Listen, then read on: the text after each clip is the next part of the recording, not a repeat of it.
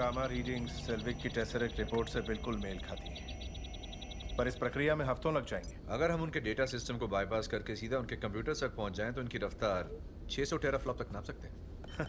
मैं तो टूथब्रश के सिवा अपने साथ कोई सामान नहीं लाया हूं। तुम्हें कभी स्टार्क टावर आना चाहिए। ऊपर की 10 मंजिलें सारी की सारी रिसर्च के लिए हैं। खेलने के लिए बहुत से खिलौने मिलेंगे। शुक्रिया, पर पिछली बार जब मैं न्यूयॉर्क आया था तो वहाँ का एक इलाका ही मैंने तबाह कर दिया था। खैर, मैं वादा करता हूँ तुम्हें कोई परेशान नहीं करेगा। न टेंशन, न कोई तकलीफ। हे, कुछ नहीं हुआ। तुम पागल हो क्या? कोई शक? तुमने अपने गुस्से को अच्छे से काबू किया। इसका राज क्या है? गाना शाना, योगा शोगा, दवाई शवाई? तुम्हारे लिए हर चीज मजाक है क्या? तुम्हें कोई तकलीफ? इस जहाज के तमाम लोगों की जिंदगी खतरे में डालना मजाक नहीं है। बुरा मत मानना डॉक्टर। हाँ, कोई बात नहीं। अगर मैं छोटे मोटे ताने झेल नहीं पाता तो शायद यहाँ आता ही नहीं। डर कर नहीं मेरे भाई, खुल कर जीना चाहिए। और आपको इस समस्या पर ध्यान देना चाहिए मिस्टर स्टार्क। तुम्हें लगता है मैं नहीं दे रहा? फ्यूरी ने हमें यहाँ क्यों बुलाया? अभी क्यों? पहले क्यों नहीं? वो हमें क्या नहीं बता रहा? जब तक मुझे सारी जानकारी ना मिल जाए मैं हल नहीं ढूंढ सकता। तुम्हें लगता है फ्यूरी कुछ छुपा रहा है? वो जासूस है कैप्टन, वो एक सच्चा जासूस है। उसके राज के भी राज होते हैं। ये बात तो इसको भी परेशान कर रही है ना? मुझे अपना काम खत्म करना है और डॉक्टर। यहाँ से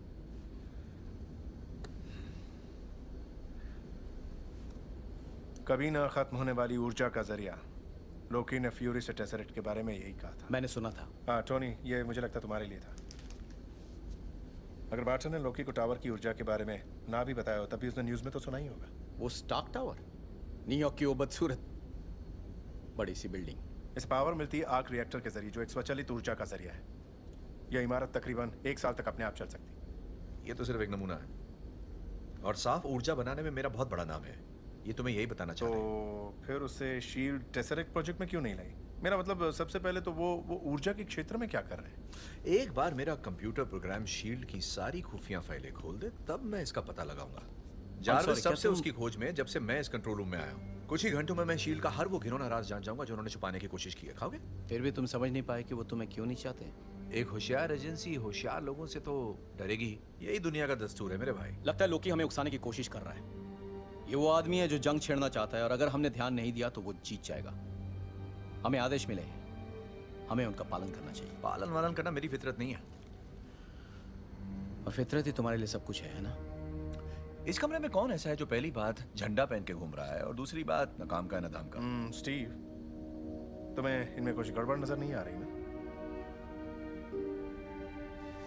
टेसरेक्ट क्यूब ढूंढो।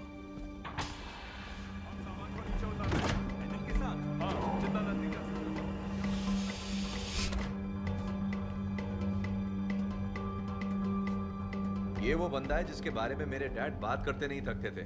सोचता हूँ इसे बर्फ से निकालना ही नहीं चाहिए था। वो लोकी के बारे में गलत तो नहीं कह रहा। वो हम पर भारी तो पड़ ही रहा है। तुम देख लेना, उसका दाना उसी पर भारी पड़ेगा। बस बोलता बहुत है वो, और जब भारी पड़ेगा तब मैं जरूर देखना चाहूंगा। हाँ, अखबार में छपेगा तब पढ़ लूंगा। या कवच पहनकर हम सबके साथ खड़े रहोगे? देखो टोनी, मैं कोई कवच नहीं पहनता। मैं तो एक जख्म की तरह हूँ, एकदम खुला, जैसे एक डरावना सपना। पता है, फटे हुए बम गोले के पहने टुकड़े हर पल मेरे सीने में रेंगने की कोशिश कर रहे हैं।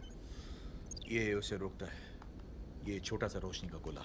अब ये सिर्फ कवच का ही नहीं, मेरा भी एक हिस्सा है। ये एक खतरनाक नेमत की तरह है। पर तुम इसे काबू कर सकते हो, क्योंकि मैंने सीख लिया है। दोनों में फर्क है। मैंने तुम्हारे एक्सीडेंट के बारे में पढ़ा था। इतनी ज्यादा गामा किरणों से तुम बच कैसे गए? तो तुम कह रहे हो कि हल्क यानी मेरी दूसरी शख्सियत ने मेरी जान बचा ली? ये अच्छा है, अच्छा ख्याल है। बचाई पर किस लिए? हम पता लगा लेंगे। तुम्हें शायद ये अच्छा ना लगे, पर शायद तुम्हें लगे।